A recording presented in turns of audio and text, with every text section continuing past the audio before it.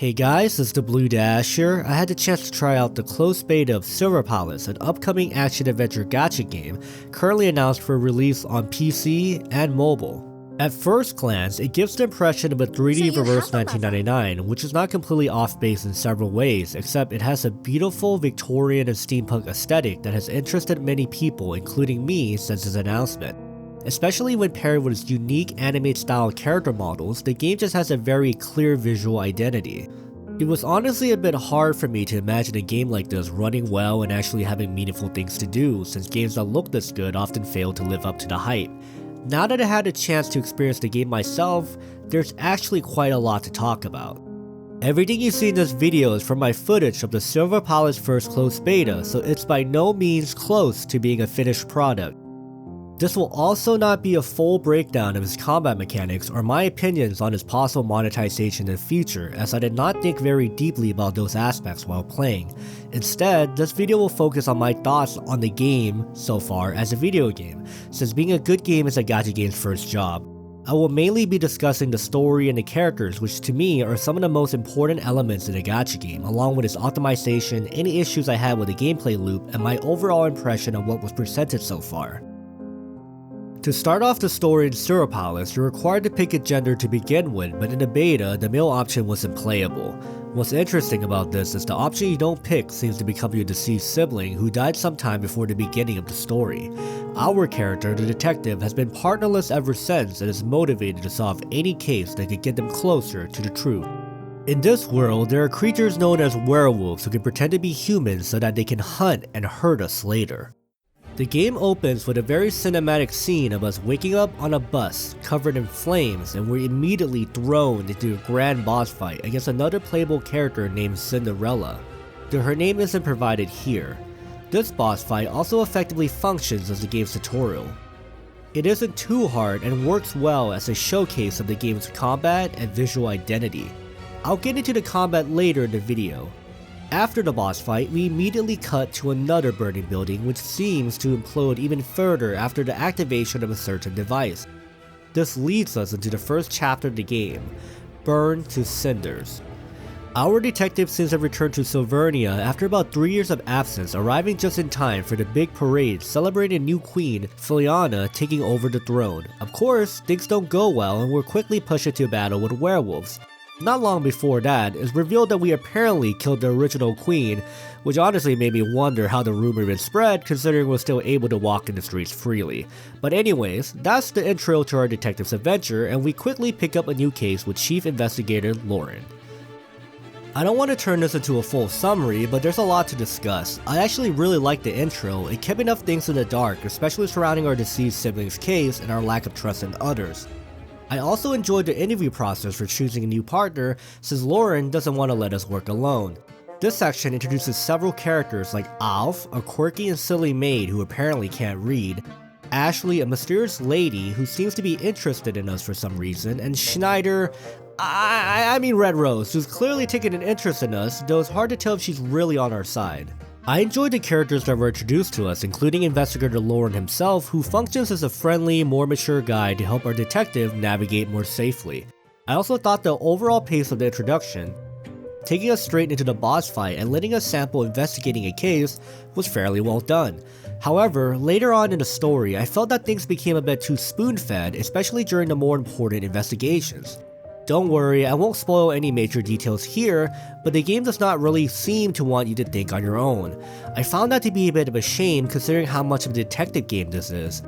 I also wish that the developers had committed to a darker overall tone, because while I cannot go into specifics, it felt at times like they took the gacha approach of softening certain elements to appeal to a broader audience. I think that if the game wants to stand out and be a true investigation or detective adventure, it needs to commit more to removing important characters, and it does not need to point us towards every single clue. If the developers are really worried about players not being able to figure out cases on their own, they could simply include an option to toggle hints on and off.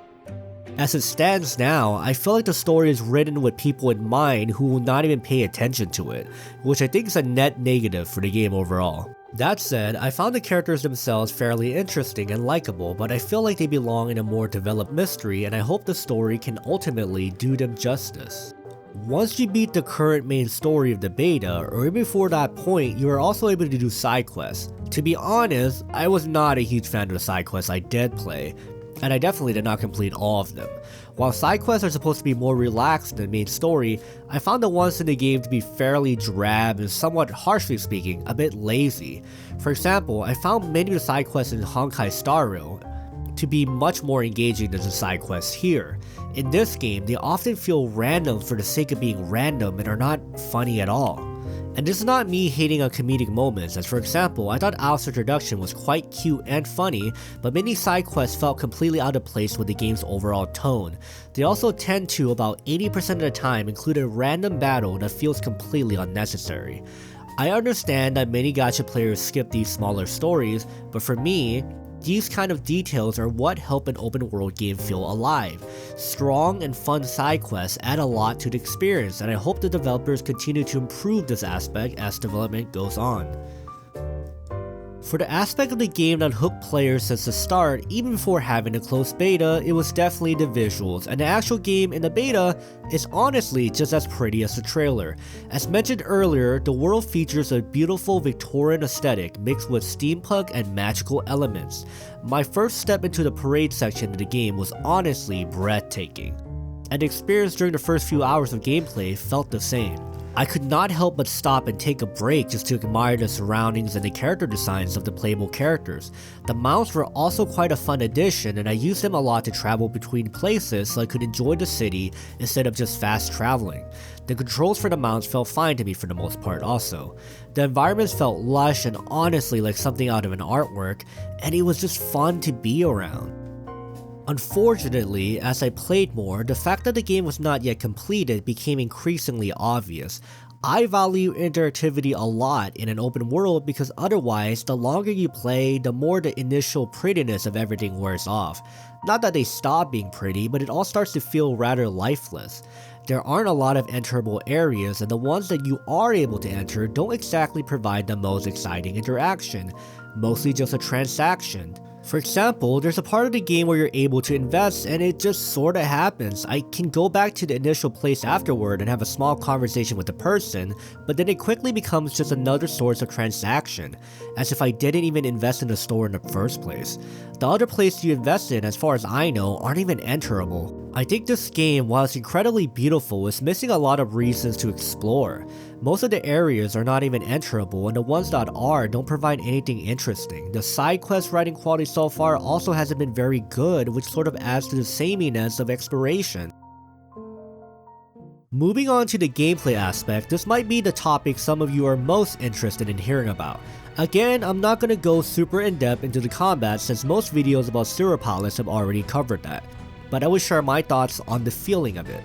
The combat is a very parry heavy system. You can lock onto targets, and on keyboard at least, I didn't play a controller, you have one button to do 3 things. Press it with no direction to parry, press it with a direction to dodge, and double tap it with a direction to roll. This felt relatively fine to me, and I didn't have any problems with the controls themselves. The parrying window always have yellow circles closing in to indicate when to parry. You have a basic attack, which you can hold to perform a charge attack. Most of your skill attacks are ranged, and you also have your ultimates.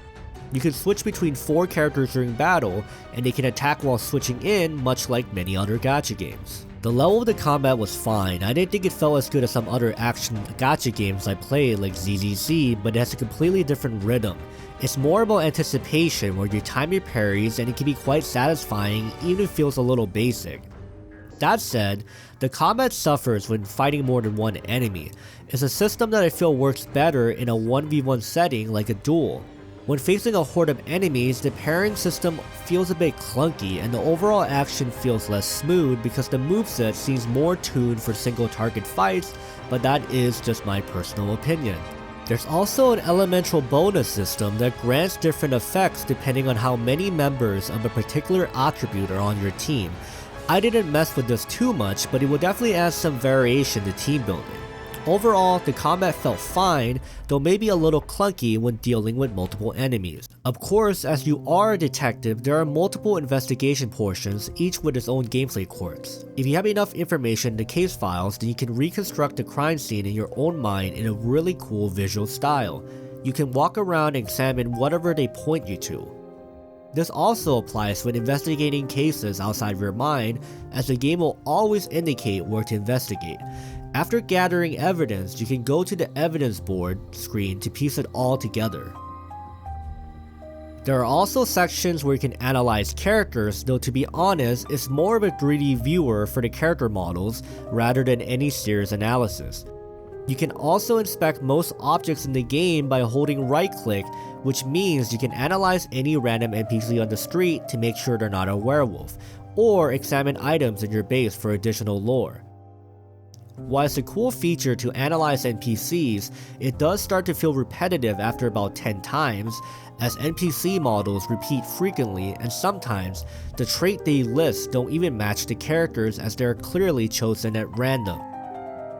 So while I appreciate their effort to mix detective work into a gacha game, it feels very basic. The actual investigations are extremely hand-holdy and don't give you much chance to think for yourself. Many other features feel more like flavor than actual mystery gameplay, which is fine. However, if the game wants to lean more into the detective aspect, it needs to spoon-feed the player less. Otherwise, it's just a gacha action open world game with very light detective elements. Moving on to the optimization and bugs, I am a little worried for many players. I have an RX 9070 XT and an AMD Ryzen 7 7700, which are on the higher end, though there are many systems more powerful than mine. I can play this game relatively fine on a 1080p 75Hz monitor, though I occasionally drop to 60 FPS or even 50 when running around the city, especially on a mount. My friend, who has an RX 6900 XT and an AMD Ryzen 7 5700G, cannot get the game to run well at all and quit playing due to poor performance, even though his system exceeds the listed requirements. I think this game will alienate many players unless optimization issues are fixed. Otherwise, only very high-end PCs will be able to run it smoothly. Even my PC experienced frame drops, though it should be noted I was running the game on extremely high settings, though I did have FSR enabled. Aside from optimization, I also encountered some bugs. For example, Lauren's fur coat doesn't load at all in my gameplay. And from discussions with other people on the Silvernia Discord, this seems to happen on AMD cards. I've also had a glitch where Cinderella's portrait was replaced with Lauren's in the team select screen. Damn Lauren and his glitches. Other than that, I didn't experience any major issues. It's important to remember that this is just the first closed beta, and early builds are always rough, but I think it was worth mentioning. And that brings us to the end of the video. Overall, I would say I did enjoy the start of the Silvernia beta quite a lot. I was mesmerized by how pretty everything was, and simply being in the world was fun. However, I do think it became much less engaging once I completed the first part of the story.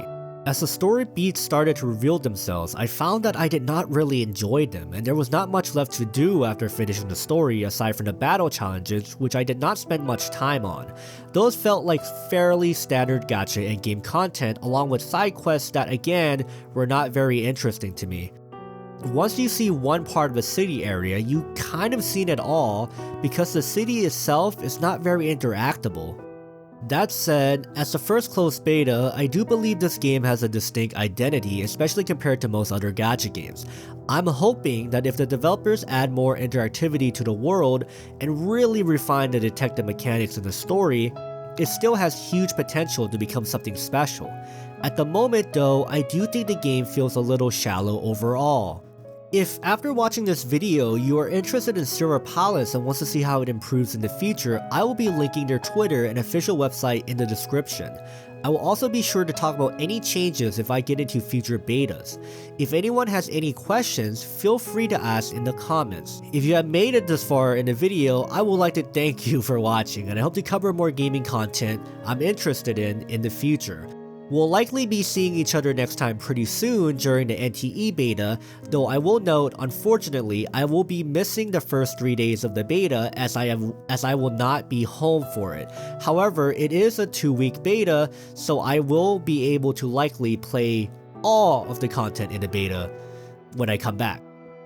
Anyways guys, if you enjoyed the video, please click that like button and I will see you next time.